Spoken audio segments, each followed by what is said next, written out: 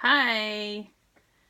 Okay, so the title of this video is called Why Being an Ego, in quotes, is a Good Thing. For you New Agers out there who love the phrase, oh, that's so an ego, or I'm an ego, I'm sorry, I'm so an ego. I want to refresh the term. I would like to read the definition and rewind a little bit, go back to before the term "that's so an ego" existed, to actually look at what ego is. Because I think sometimes when people say, oh, that's so an ego, they don't even know what ego means. And it's not to offend that person or belittle them or make them feel less than. It's simply terms catch on, especially ascension glossary terms, that then snowball into their own meaning, and they suddenly stop meaning anything. And they just become catch-alls for insults or putting people down or putting yourself down without even realizing it.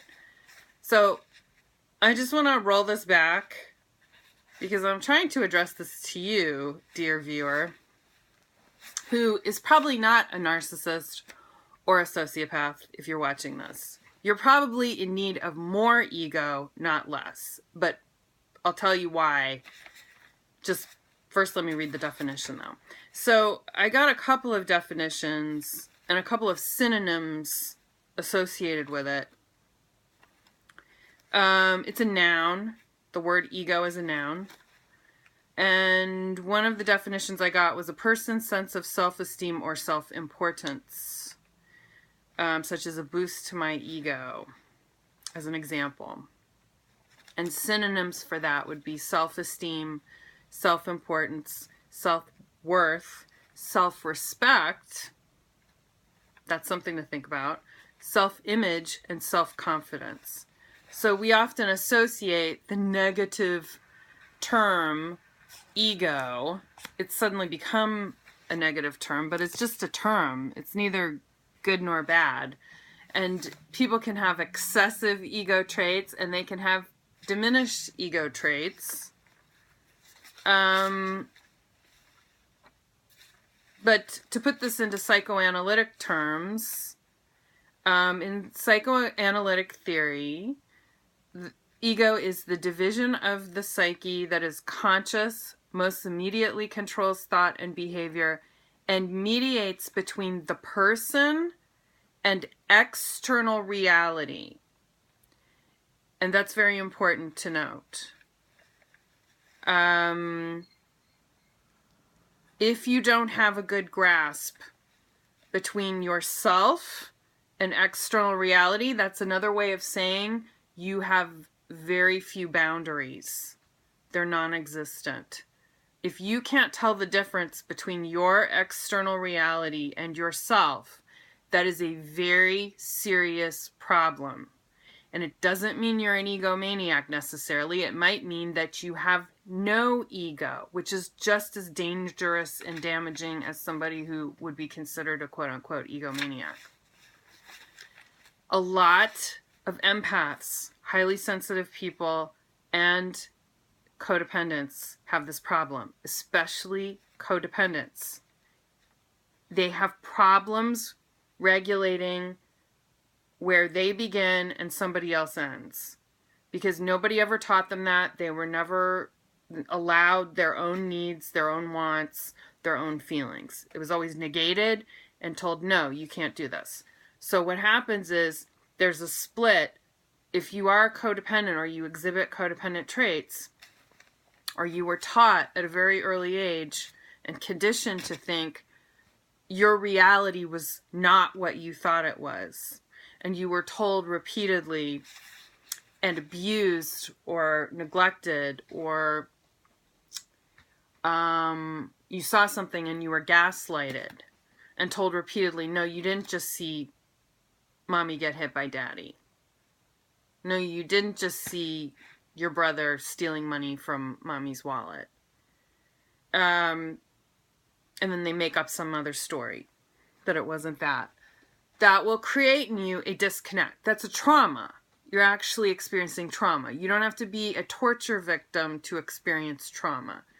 That kind of cognitive dissonance, if it's done over and over and over again, especially if it's in a highly charged atmosphere that's highly emotional and highly either violent or angry or whatever, some display that could really terrorize you as a child or put you in a state of shock, you will stop understanding a very important individuation thing, and you will immediately lose your individuation, your process of individuation. That's not good. You need to understand where you begin and somebody else ends. You need to know that cutoff point. You need to respect it within yourself and in others. And too many codependents have no concept of what that means. And there can be two splits of that kind of experience. There can be a type A codependent, which is less chronic, and a type B, which is very serious, very chronic. And in type A's will say, I know my reality, but I'm not going to say it, because they've been socially ostracized or told enough times your reality doesn't count.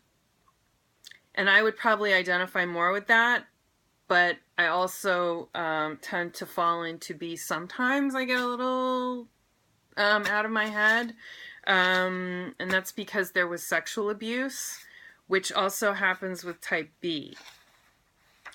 And level B, or rather level B, level A and level B. And I'm getting these terms from a really great book called Facing Codependents by Pia Mellody. I spelled her name wrong in another video. It's Mellody.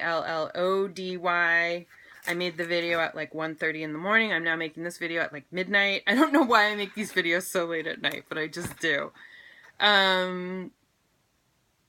She's amazing. This is an amazing book. Get it. I highly recommend it. I'm not being sponsored by her or anything. This is a really great book. And she talks about the impact of what happens when people like us have difficulty owning our own reality.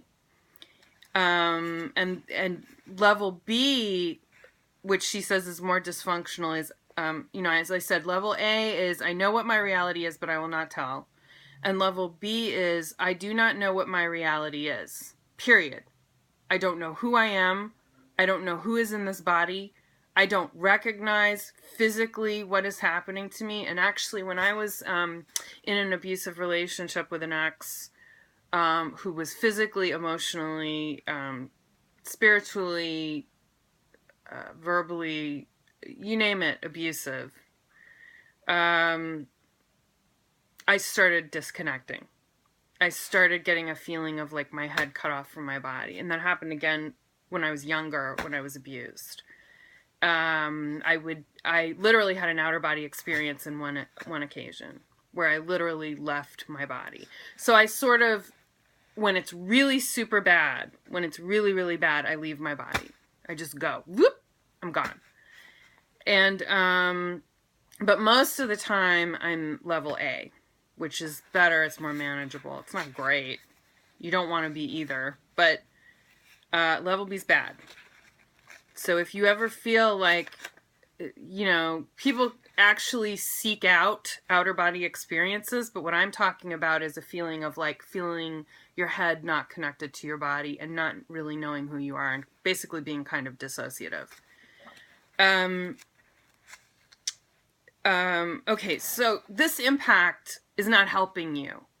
So if you're saying things like, I'm in ego, I'm simply suggesting that you might want to check out where that's coming from. Because 9 times out of 10, I have found that seekers, such as yourself, such as myself, if you're watching this video, like I said, you aren't a narcopath,